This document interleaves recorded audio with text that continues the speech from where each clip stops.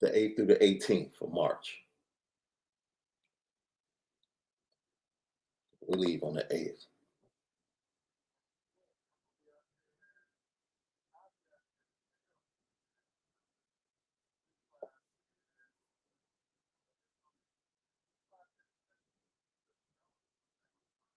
Yeah.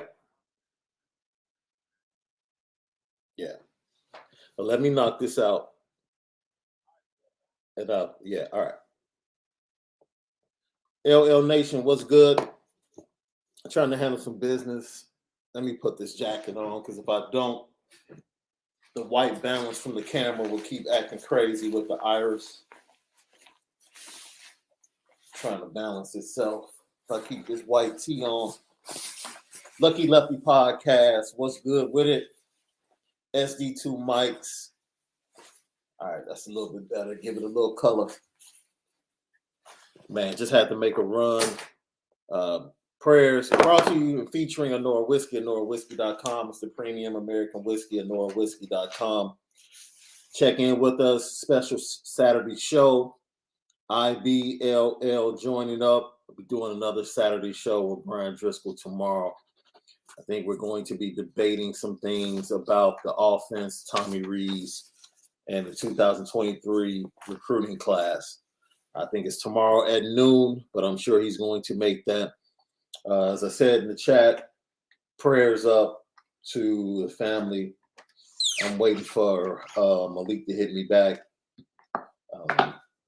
Just some difficult times, man. He's been dealing with the last 2 weeks, family-wise and personally. So keep him in your prayers. I want to make sure I came on to let you guys know what was going on. I'm going to sit down and have a discussion with him this weekend to determine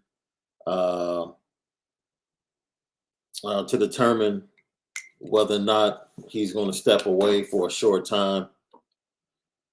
And because it's tough, because basically every day, like I said, it's been tough for him for the last 3 weeks. Every day he steps away and he wants to do the shows and he'll, man, let's do it. I'm good tomorrow. Something else happens and then, something a little bit more tragic hits today. And it's like, we all have those times in our lives, man, where things get really, really, really difficult. And as a brother, I had to impress upon him, like, dude, this podcast is like not at the top of the priority list. It's just not. It's really something that we do. It's very therapeutic for us. I don't know if you guys know that. It's very therapeutic for us to be able to talk about something we love, which is Notre Dame football and sports in general, and then to be able to share it with you guys and to have a group of fans and followers and listeners as great as you are that have caused us to have success with this platform. It just becomes one big family. And I just wanted to make sure that I jumped on. I even myself had to run out to my father's house and take care of something for him and my mom. And I'm literally walking right back in the house. I walked through the door and was on the phone with one of my guys trying to handle something on the East Coast and was ending that phone call as I hit the start broadcast button. So, but we are here. We are here. So just to let you guys know, I'm going to sit down, talk to Malik this weekend and really find out, how much time, like, because we have friends of the program like Cam McDaniel, Dexter Williams, been talking to him. Like, we have people that will come on, guest co-hosts, and we can rock out, continue to do what we have to do as a platform. But ultimately, I got to make sure that my brother's okay. That's the most important thing. So in the coming weeks, like if I don't announce that we're having a show, more than likely we won't have a show. But I anticipate having a show every day. Even if I have to do it solo, man, I'm bringing content every day, giving you the biz. Featuring and brought to you by Onora Whisky. Don't forget, OnoraWhisky.com. It's that premium American whiskey, OnoraWhisky.com. Today is For the Culture Friday. It's a great day. We already had the topics we were going to talk about, and let's get into it. I can't promise how long I'll be on, but I want to give you guys some content. And like I said, we have that mixed show with Irish Breakdown tomorrow. Myself, Brian Driscoll, starting around 12:30 Central Time, and going to have some hot topics. Definitely going to have some hot topics. I see my girl D Beezy in the house. She asked me a question earlier this week. I think it was yesterday about the best two songs. So D Beezy, I'm going to steal your question. I'm going to use it for the Culture Friday. Give me the best two songs off of Illmatic. The best two songs off of Illmatic. Let me know. Let me know. And if you haven't listened to Illmatic, give me the best two songs off of your favorite album, your all-time favorite album. Give me the best two songs. So we had Cam McDaniel on yesterday. And if I'm not mistaken, Cam McDaniel was talking about the spring, and he was also talking about how important spring, from his standpoint, how important spring football always was for quarterbacks. And I always found that very interesting. And the fact that he made that statement. But he always said it was more important for the quarterbacks because it seemed like they got more time, more training to work and to figure out what they're going to do. When we think about this, no incumbent, Tyler Buckner and Drew Pine. My question to you, LL Nation, would you be disappointed? And what would be your comfort level with the team if Drew Pine actually won the starting job? I just felt like I needed to ask that question. If Marcus Freeman came to the podium a week before the Ohio State game and said, Drew Pine is our starting quarterback, how would you feel about the season? Would your excitement for the season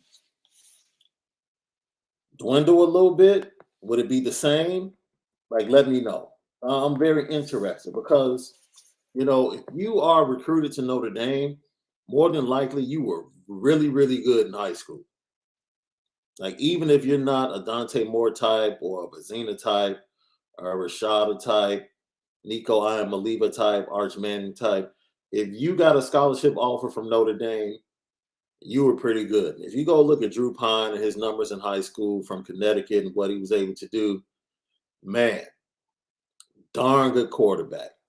Like Tommy Reese got an offer to come to Notre Dame, unheralded, but he was killing in Lake Forest here in the state of Illinois in high school football. And right now he's your offensive coordinator and ended up being a pretty good college quarterback. Not national championship level, but he did well for himself. So, man, let's see.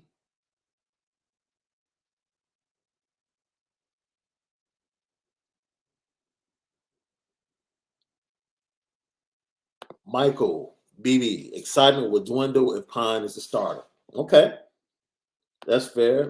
Logan Lawrence, run the damn ball. I anticipate Notre Dame doing that anyway, trying to control the clock and run the ball and be efficient in the passing game, especially against Ohio State. MW Jr., I'm going to cheer for Notre Dame no matter what, but I would have to temper my expectations based on what I was expecting. Okay. Garland Doxy, One Love was always dope. All right. One Love from Illmatic. Thank you for that. Bronx ND fan, if Drew wins the job, that means he's spinning it better to the wide receivers. I trust the coaches to make the right decision. That's a good point of view.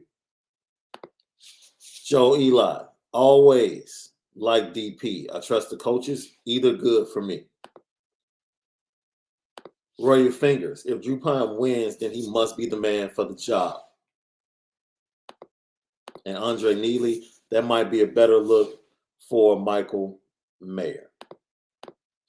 Black Rush, I'm not sold on Tyler. We got to see him throw the ball. And the reason I asked this question is overall as a team, and what I was watching, I've seen Alabama win with mediocre quarterbacks. I've seen them win with really good quarterbacks. I guess out of all the quarterbacks that have come through Alabama, the best quarterback might be going to the next level, literally might be Mac Jones. And Mac Jones on the NFL level, to me, is game manager right now, just because of some of his limited physical tools. And I thought about Drew Pine, and I thought about the fact that he is really well liked. And Cam McDaniel talked about the importance of being able to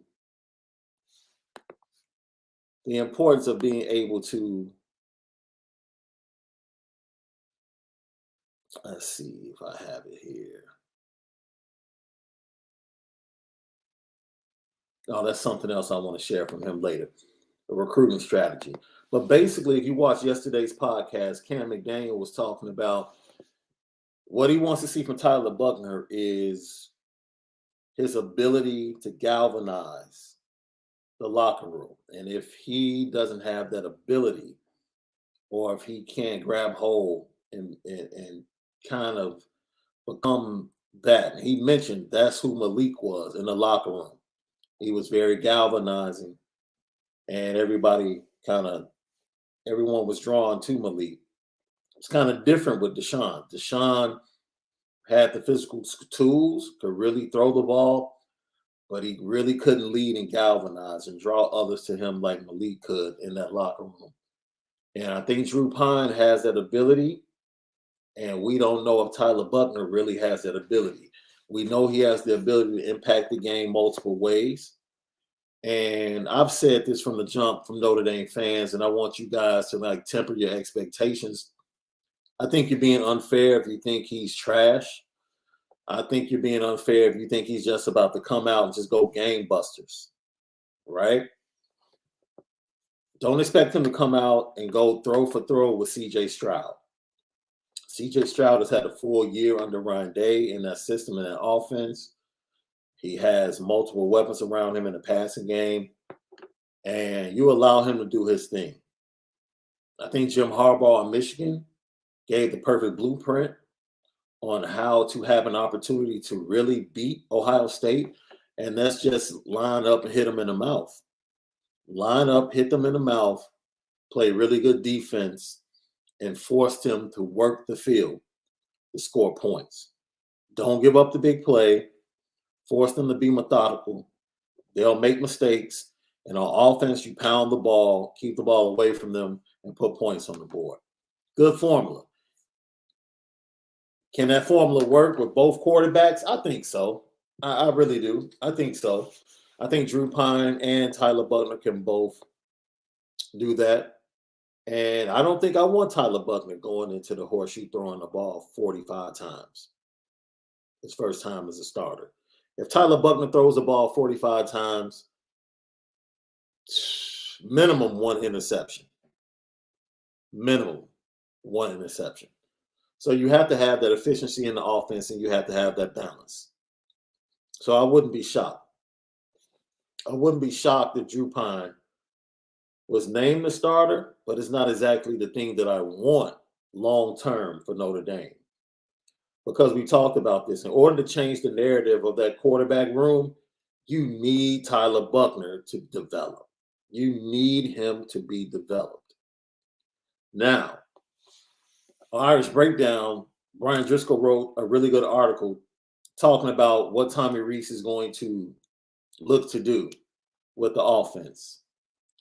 And if Tommy is indeed, based upon the article, if he does lean towards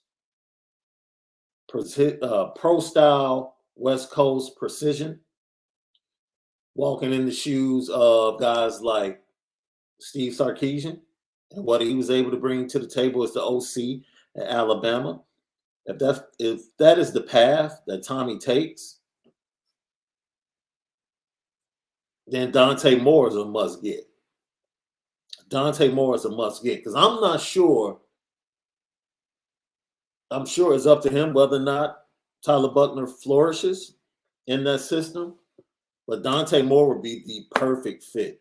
And then the year after him, Jaden Davis would be an even more perfect fit from the 2024 class. And if that's the case, then I understand why Notre Dame decided to back up off of Nico Iamaleava just a little bit.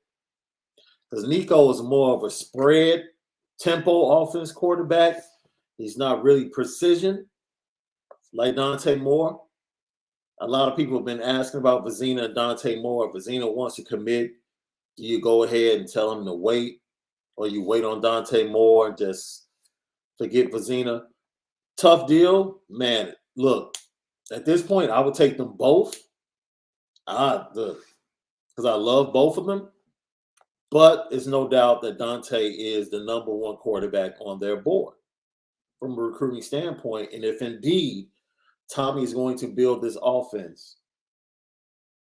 along those lines, then that's the guy you go get as your quarterback. That's it. I see comments in the chat.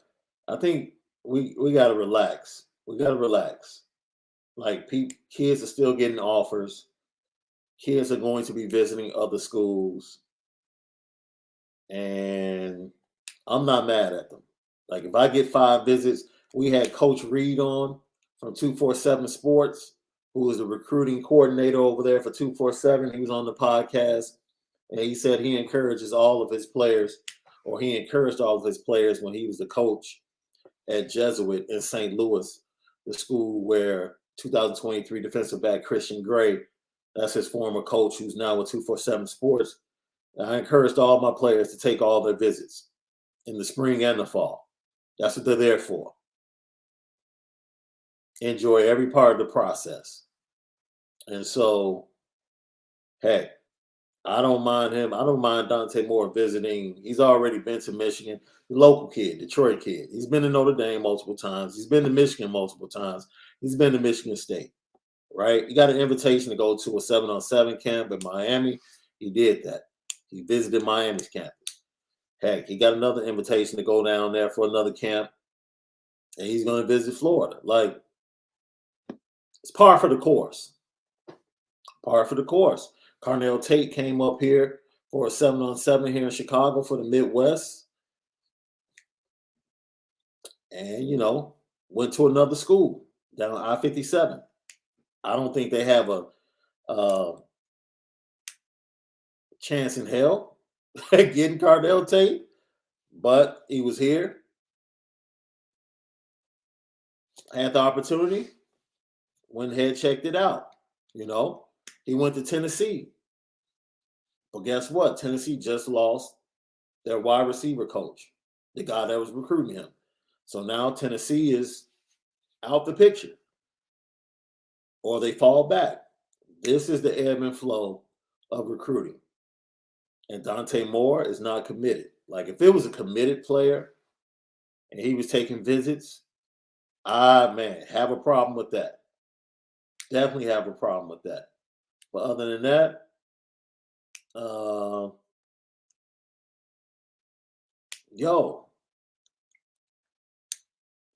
you visit as many schools as you can. You do your due diligence. You just do your due diligence. And him being very close with his father, they're going to do that. Me and Brian Driscoll, we differ on the timing of the commitment. I know Brian, maybe we'll talk about that tomorrow as well. He feels like because of the importance of Dante Moore to whatever class he commits to or whatever program he commits to, he feels like he's going to commit sometime early spring. I think he said somewhere around June. And that's very interesting to me because based upon the schools that are at the top of his list and the best relationships, if I were his dad, I probably wouldn't commit until like the early fall, maybe like right before the first game. I would probably hold out until like August, September. And I probably would watch the offenses of the teams that I'm interested in for the first 2 or 3 weeks. That's what I would do. That's what I would do. Because the truth of the matter is, most of your top guys won't commit. They're going to take visits in the fall. Like your 5 stars, your top 50, top 100 guys, the early signing period is December. Well, most of them are going to take visits September, October, and then commit in December. Some might commit a little bit earlier. But that pocket right there from August through October is, I think, when things are really, really heat up. And this is not anything that I know. This is just me thinking about Michigan State, Michigan, Notre Dame, I guess Miami, Florida with Gaddis down there now. Like, there is no team that's really at the top of his list that is like solid. Like, we've been doing this for 5 years. Our quarterbacks have gone to the NFL. Now, granted, Tommy Rees can probably say, yo, I have 2 quarterbacks that have been drafted to the NFL. Because Jack Cohn more than likely is going to be drafted, right? But it's not like he has studs in the NFL, right? Big-time players at quarterback in the NFL. So if I'm Dante Moore's father, I'm like, you know what? I want to see this offense and what it's going to look like without Brian Kelly. Let me watch this game at the Horseshoe. Like, I really like Notre Dame. Really don't care whether or not they win or they lose, because I believe I'm going to Notre Dame to be the difference in these types of games. So I don't need to see Notre Dame beat Ohio State. I need to see what Tommy Rees is going to do from a scheme standpoint. How do I fit? And that's where we differ. And, I'm not his dad, so I don't know what him and his dad are thinking. But that's something I would watch. Great relationship with Tommy Rees. I can go to the practices during the spring. I can go to the blue and gold game. But at the end of the day, I need to see it with live bullets. I need to see how you're going to call this game and how you're going to fit this offense around the quarterbacks that you have and how I see myself in this offense. But,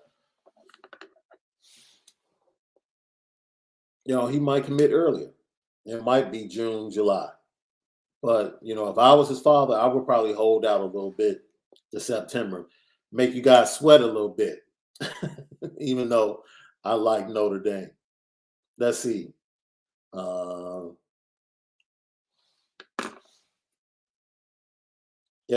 Like Keon Keeley.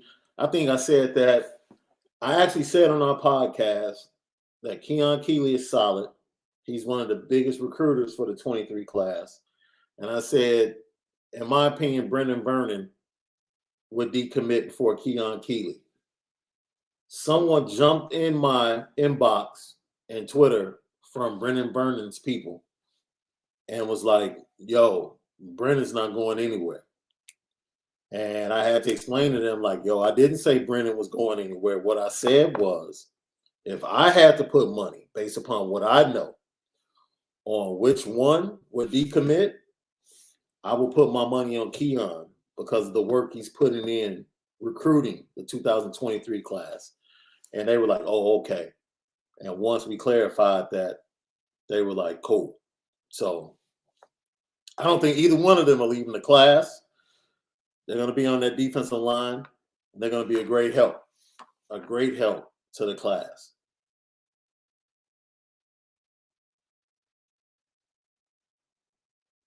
I'm sorry, man. A recruit just hit me right quick. Let me text him back. There's actually an Indiana kid that I'm writing a story on. So, yeah, this is constant, man. This is one of the blessings of what I do. Wires break down, just constantly being in contact with these recruits, this kid, a D lineman from the Indiana area, man. He loves Notre Dame, loves Notre Dame. Keith Sampson Jr. is someone that Notre Dame jumped on when Al Washington came in because he recruited him at Ohio State, cut his list down to 5. Notre Dame didn't make the list, so they have to move off of him. And I think this young man might be one of the next D linemen to come up. He'll be at the blue and gold game. He's confirmed that.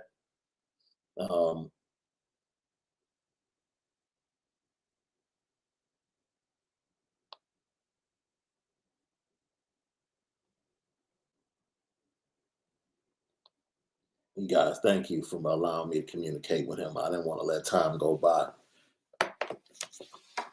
Just trying to get some quotes from him. So, yeah, man, for me, that's the way I feel about Dante Moore. Like, I would hang back and not commit because I would want to see what's going on with the offense under Tommy Rees. But hey, it's better for Notre Dame if he commits in June. If he commits in June, then we can go on a roll. We can get Carnell, Rodney Gallagher, a lot of other players. And right now, I think they talked about this on the mailbag today.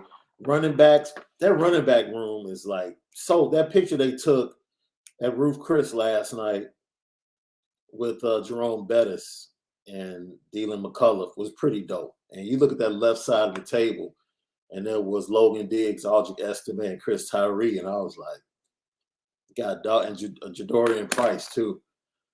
Jadarian Price, I was like, okay, I'm cool with this running back room. Like, I am very happy with this running back room. I'm very happy.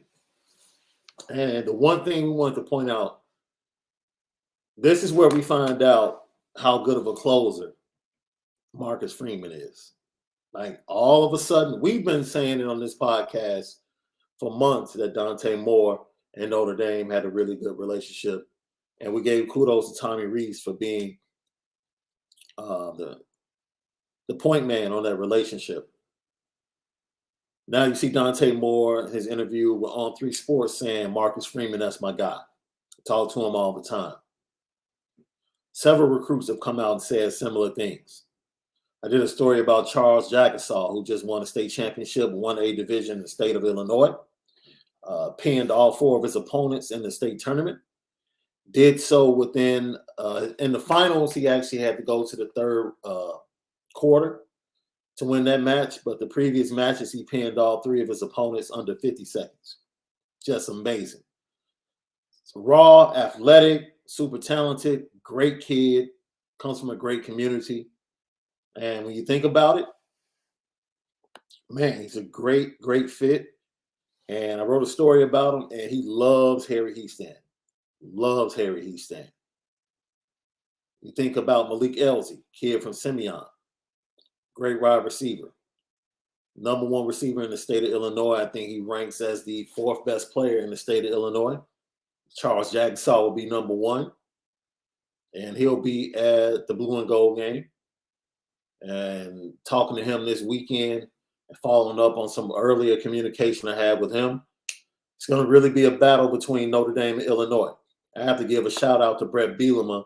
He's really selling the athletes in the state of Illinois on coming off. It's funny because he's really connecting it to Ayo DeSumo and the decision he made to bypass going to Duke, Michigan State, to come to Illinois and help rebuild the basketball program. So they're taking that, and Brett Bielema is saying, yo, you can do what Ayo did for the basketball program, for this football program, and he's really hitting it hard in the state of Illinois and selling that mantra across the entire state. So for a kid like Malik Elsie, be honest, it's hitting home, but he loves Notre Dame. He loved both times he went to Notre Dame. He loves Coach Freeman. He's just getting the opportunity to really lock in with Chancey Stuckey. So now we have to see the impact of that relationship with Chancey Stuckey and how it plays out.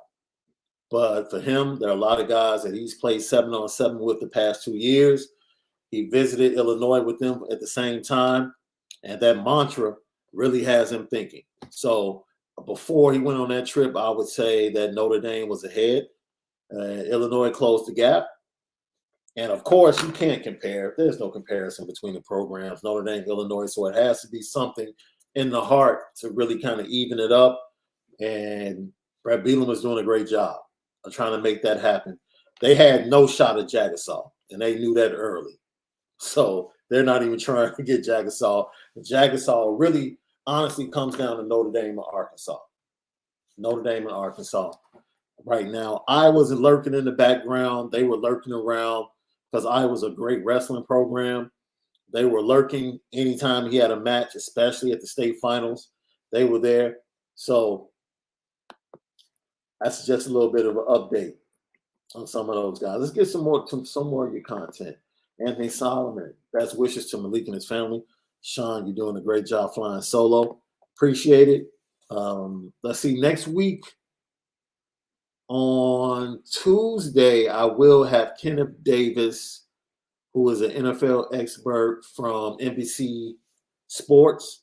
He's going to come on to preview the combine with me. So he'll be co-hosting with me one day next week. I think it's going to be Tuesday or Wednesday. I'm going to have him on Lefty Podcast, and we're going to talk about all the Notre Dame players for this year, and then we're going to talk about Notre Dame players and where they fit into the draft in 2023 as well. And then overall, what we're expecting from the combine. So it's going to be a very good show. Good friend of mine. We share the same last name, so they call us the Davis brothers here in the area. We'll have them on next week to talk a little bit about the combine and the prospects of the Notre Dame players in this year's draft.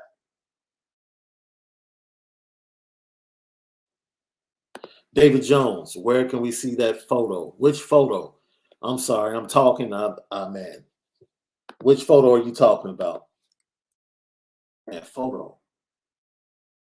What was I talking about? I forgot just that fast. Yeah, I saw that Colin Park on 3 did give Charles Jagasaw his fifth star. He should have had that. Yeah, he is a beast.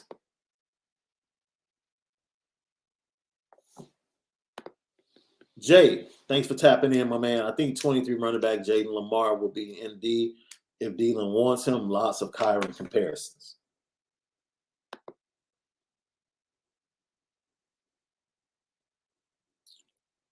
Let's see. O-line U, no doubt. Oh, you talking about the photo with them and Ruth Chris. Where did I see it? I forget whose Twitter feed it was. But I know if you go to Dylan McCullough's Twitter page, he retweeted it. So it's definitely on his page. Go to Dylan McCullough's Twitter page, and you should be able to see it. I agree, Andre Neely. I wrote an article about that, how Tommy Reese, being a Chicago area kid, is leading the charge to take control of Chicago once again for Notre Dame. And have to do that because there's too much talent out of Chicago. Ended up at North Carolina with Sebastian Cheeks. Wide receivers ended up at Ohio State out of the city. Like we can't have that. Can't have it. Lose a kid to Michigan, AJ Henning out of the area, who's a difference maker. We have to continue to eliminate those type of players bypassing Notre Dame.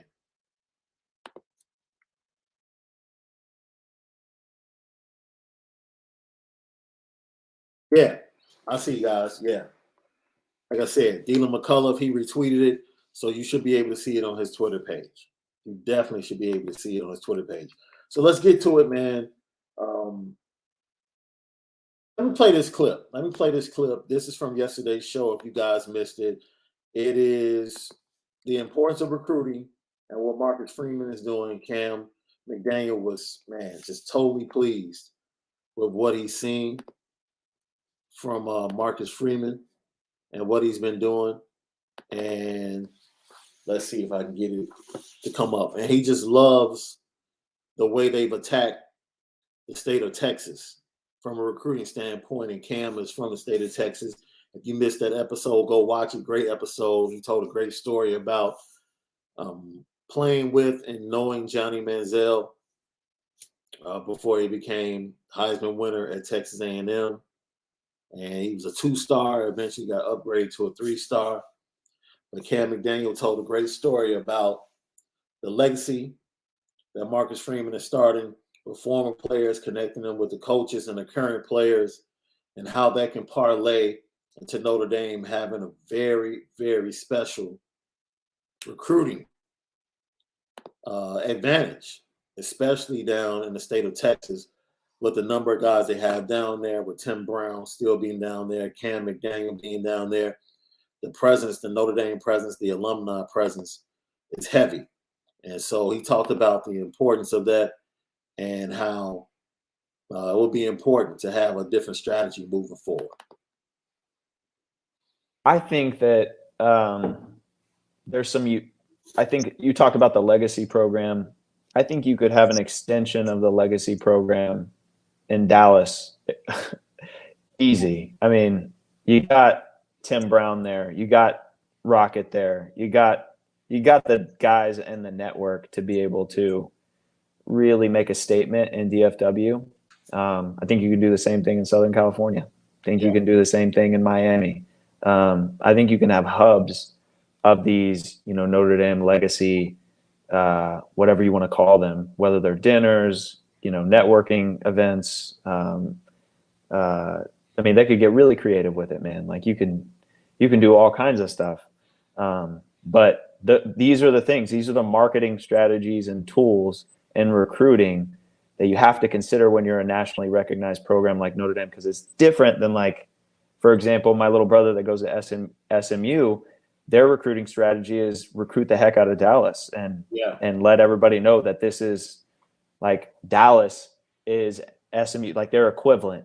And so you get, there's billboards all over, Dallas now, and they really, like, started to hone in on, why are we going to all these other places for talent when there's so much talent in the Metroplex that goes overlooked?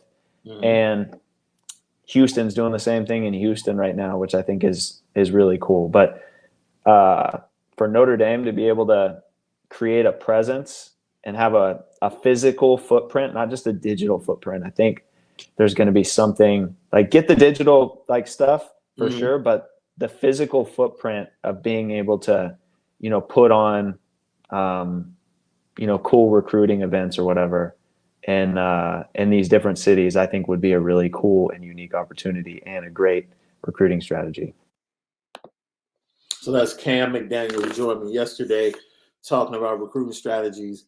I see Ty B said, put Cam and Marcus in the same room alone for a few hours. You don't have to worry about that. He's part of the legacy program that Marcus Freeman has started, and they have Zoom calls once a month. And I think from what I'm hearing, that's going to be bumped up to twice a month with former players, Marcus Freeman, and the coaches and current players as well. So, great. I think what he said yesterday goes to the point that we're talking about tonight. And Marcus Freeman is doing any and everything. Snippets from his speech with the Mendoza School of Business. I think it was out there, excerpts of it. And the speech that he shared from the initial Zoom call that Wes Pritchett talked about, there's some excerpts out there too. I don't know if it's on WatchMD on YouTube. Try to hit some things in the search. I did see a couple of excerpts, and Marcus Freeman is making it known. I am not bigger than the Notre Dame brand. I'm here to help excel and advance the brand. And the brand is you guys. Now, that's what touched me. A guy from Ohio State who's the coach who has reached out to former players to say, you all are the legacy. I'm not the legacy. I didn't play here. I'm just the guy that has been given the responsibility to watch over this legacy and make sure it stays and grows. But you all are the legacy. You're the ones that bled and sweated for this legacy to stand. I need you to be at the forefront. I need you to be on the sidelines, visible to recruits. And for him to say that, it lets you know that he's very well aware of what it's going to take to close the gap and to close big-time recruits and get them to Notre Dame. Like, he understands the true work that it takes, because you're not a public school. You are different. There are obstacles that you have to overcome that no other top program has to overcome. So you need to use that legacy. That legacy is one of the most important things. I told you guys yesterday, like, I just walked the campus, and Cam told the story about his recruiting trip. You know, I'm walking to the stadium to cover the coaches, and instead of parking in the parking lot next to the stadium, I park on the other side and I walk through the campus. It's a magical place. It's a magical place. And why keep that in your back pocket when you're trying to get kids to come? That's not anything to be ashamed of. You know, people try to negative recruit that. Like, oh, Notre Dame's of the past. No. Notre Dame is and will always be. And it's something that you all don't have, Alabama. Something that you all don't have, Georgia. Something that you all don't have, Clemson. You keep your rock. Keep rubbing your rock. We have a legacy at Notre Dame, and we need to use it. We need to use it. And Marcus Freeman has grabbed a hold to that. He's grabbed the reins. He's bought into it. He's connected himself with Lou Holtz. He sat down at the big table, the big poker table, in recruiting. Nick Saban is looking like, where the hell did you come from? Yeah, Kirby Smart, same thing. Where the hell did you come from? How are you trying to sneak in to the state of Georgia and get Caleb Downs? That's a guy that would have committed to Georgia by now. Now we got to fight you for him? And Marcus Freeman is like, yep, I'll raise you. What you got? Everything that's going on, man, before you even see this team on the football field, everything's trending in the right direction for the Notre Dame football program. And you have to feel good about that. When you have Tim Brown saying, man, I'm standing outside will call, trying to get a ticket to get in the game. This dude is the Heisman Trophy winner. You don't need a ticket. Man, here, walk through the gate. Just walk on the field. You don't even need a pass. You're Tim Brown. We know you. You're Tim Brown. This dude is literally the bookmark of the turnaround at Notre Dame. Tim Brown, Heisman, 2 years later, a year later, national championship. Like that dude is the bookmark for the change in the shift in the culture of Notre Dame. Like, come on, man. And I'm so happy that Marcus Freeman is taking these steps. I really am. And I keep trying to tell you guys, I don't care if you didn't want Marcus Freeman, if you wanted whoever you wanted, Matt Campbell, Luke Fickell, whatever it is, be happy. Because on so many multiple levels, this program is much healthier than it was 3 months ago. Trust me on this. We still have to see the product on the field. And that's yet to be determined. The coaches and the players will determine that. They'll determine the outcomes. Trust me when I tell you, the overall health of this program and the overall view of this program from the outside, even from those that don't like Notre Dame, is much better than it was 3 months ago. So much better. Trust me.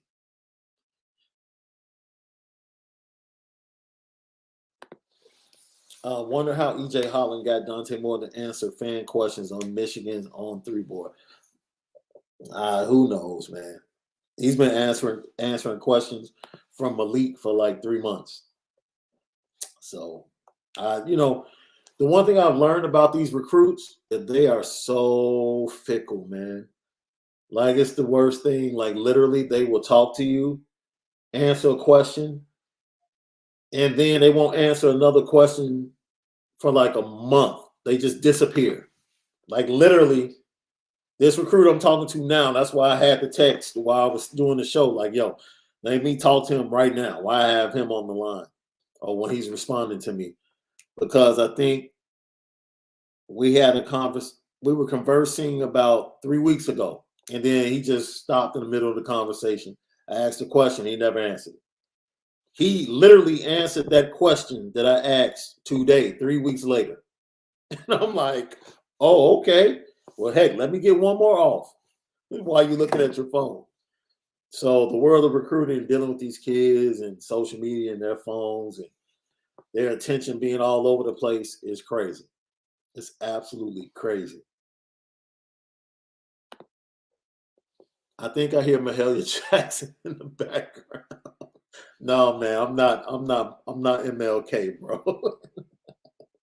And I guess that's you saying, tell him about the dream, Martin. Tell him about the dream. That's what's up, Bronx Indy fan. That's what's up. Dr. Carl, what's up? How you doing today? We appreciate you. We appreciate you. We appreciate you.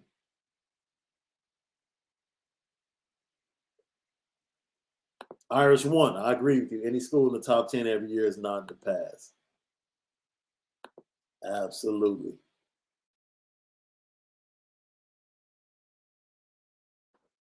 Hey, Mac, Cam's another former player. I think he would be a great. Cam would actually be a fantastic. I can see Cam would be great as the director of recruiting. Very business savvy, great marketing background. And you see that he has strategies how to connect with players. And he's very charismatic. Very charismatic. Like if you don't follow him on his Twitter page, and we all know that he's a devout Christian, and just the conversation pieces that he puts out there for thought and conversation, absolutely fantastic. Even if you don't agree with everything he says, it is great. It's a great conversation piece.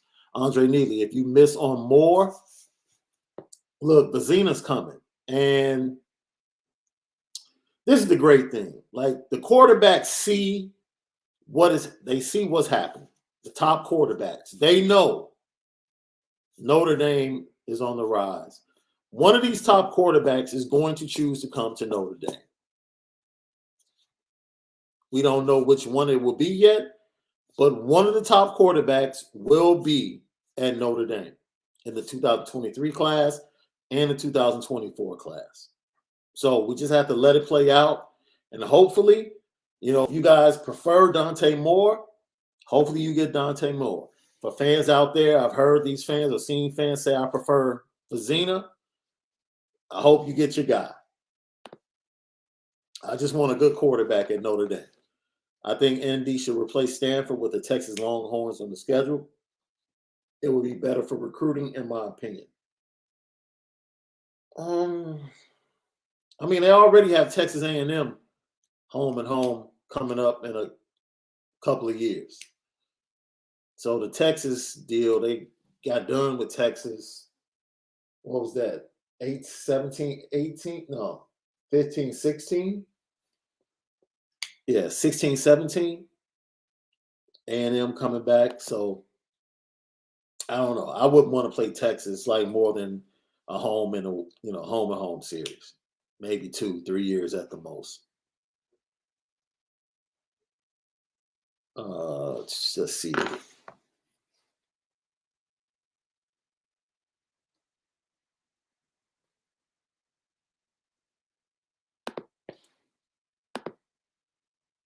I've had to block some users because I don't know what the heck is going on.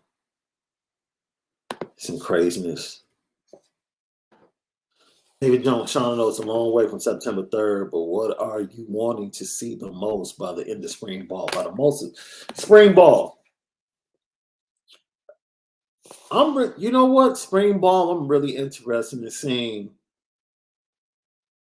a guy like after 14 practices and training, I'm really interested in seeing who lines up for special teams, punt return. Chris Tyree would be kick return. I'm interested in seeing who's in the competition for punt return. I'm interested in seeing the offensive line and the 5 that come out. That's going to be very interesting to me. How Harry identifies and then uses his top 5. I think they talked about this a little bit on Irish Breakdown today. like the opportunity for Jared Patterson to actually move the tackle. And if he moves the right tackle and you decide to move Blake Fisher either to left tackle or inside next to Joe Alt and solidify that left side and strengthen that right side and then put Josh Lugg inside of Jared Patterson and maybe put Kristofic at center. So just the versatility. And Harry Houston, it might be a kid in the candy shop during these 14 practices leading up to the blue and gold game. So that's going to be something I'll watch. I think the safety situation is pretty much locked and set into stone. And then other than that, linebacker and the young defensive backs. Linebacker and the young defensive backs and their progression. Ryan Barnes, Philip Riley, Prince Colley, even the early enrollees. Are they in the top two? Do we see a true freshman breaking the top two of the rotation for the linebackers and rover positions? Those are some of the things I'll be watching. I think it's going to be a very interesting spring. Very interesting spring. Have you heard anything in regards to Patello, whether he'll stay at D-line or move to linebacker? I would like to see him move to linebacker. Jordan, when Jordan came back, I don't know if he was fully healthy because he really didn't impress me when he came back from injury. I just need to see more. I need to see more. I'm looking forward to seeing Maris, possibly outside, rover. But I think Jordan, if he can, I would love to see Jordan be able to rush and maybe spell and work the opposite side of Foskey with Justin Adamiola, and kind of work in tandem with him. But if he can't get to the passer consistently, then you leave Nana on that side and then hope that maybe one of your young linebackers can become that other rush linebacker for you. I'm definitely looking forward to seeing Jaden Mickey. I agree with you, Bronx Indy fan. I'm definitely looking forward to that. H.A. Sims said, yeah, he does. He does. And I'm looking forward to see what he puts together with that offensive line. Larry Callis, hey, Shaun, you are indeed Avgo carrot cake pancakes. Say hello. What, Larry? What you know about Avgo? Yo, that's my spot, man. I love Avgo. And for those of you guys that you didn't see my Drake Bowen interview, the interview I did with Drake Bowen for Irish Breakdown, Drake said he goes there with his family all the time for lunch. And I just shared with him like, yo, that's one of my favorite spots to eat breakfast. So if you didn't see that, check it out.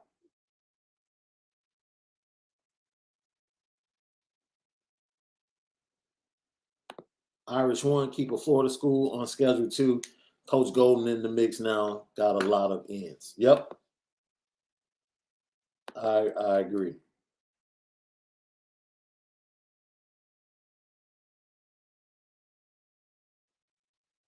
I don't know. Hawaii's been very, very good to Notre Dame.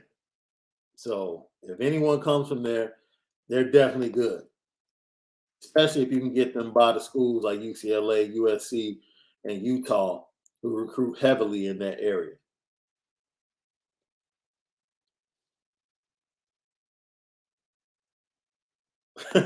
Yeah, and that's another thing, Johnny. Along with USC, like this year, Stanford is the excuse to finish the season on the West Coast. No doubt. No doubt.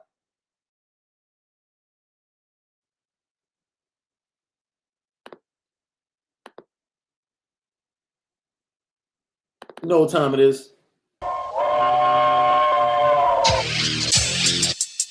Petticoat. Petticoat. Petticoat Junction. It's time to get petty. Oh, we did a good job executing.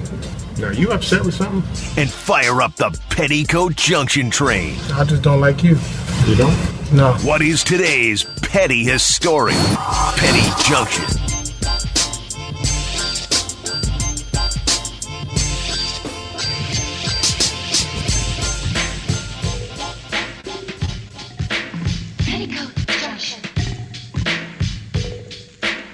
Petty Junction each and every day. Featuring Onora Whisky. OnoraWhisky.com is that premium American whiskey. OnoraWhisky.com. Dude. Anthony Solomon, I see your chat comment. No. I was officially done January the 15th of this year. I'm my own boss now. I am my own boss now. It's official. So, Petty Junction, and with everything that's going on in the world, continue to send your prayers to the Eastern Hemisphere. But one of the pettiest things, man, look, Aaron Rodgers, man, is there a bigger jerk than Aaron Rodgers in this world right now?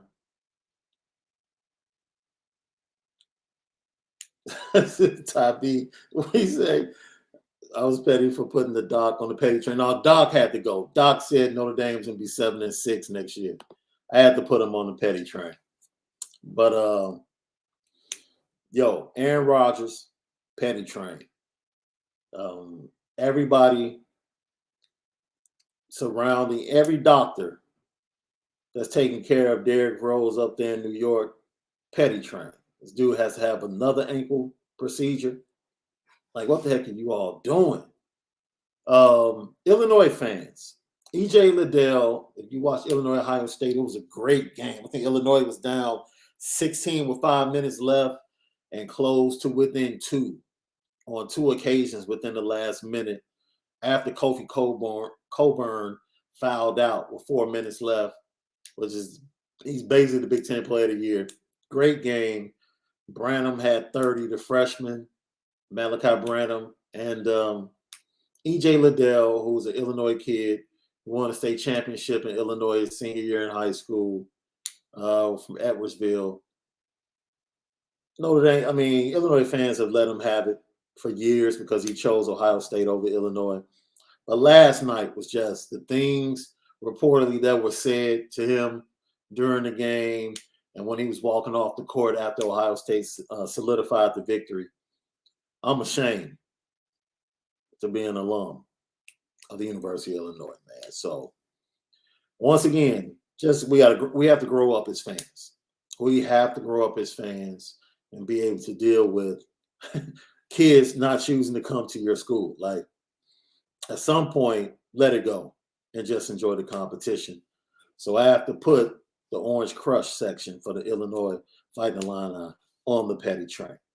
Like, you guys, let me know. Sean Kelly, Jagasol is literally, I just wrote a story. It was up on Irish Breakdown. It was posted yesterday about Charles Jagasol. The kid literally this week is sitting down, getting ready to cut down his list and start his visits. So he'll get to Notre Dame this spring, visit a couple other places, and he knows pretty much who he likes from a relationship standpoint with schools and coaching standpoint. Loves Harry Heastand. So I don't think it's going to take long, and he's not going to drag it out. He's going to take his visits, and he's the type of kid that if going into a visit, he likes a place already or likes the relationships, and his visit is a home run, I wouldn't be shocked if he committed on the spot. He's just that type of kid. Like, once he feels the vibe and he says, this is where I want to be. And I think there's a quote that I put in the story, but I can share it from you guys in my conversation I had with him. It was the very last question.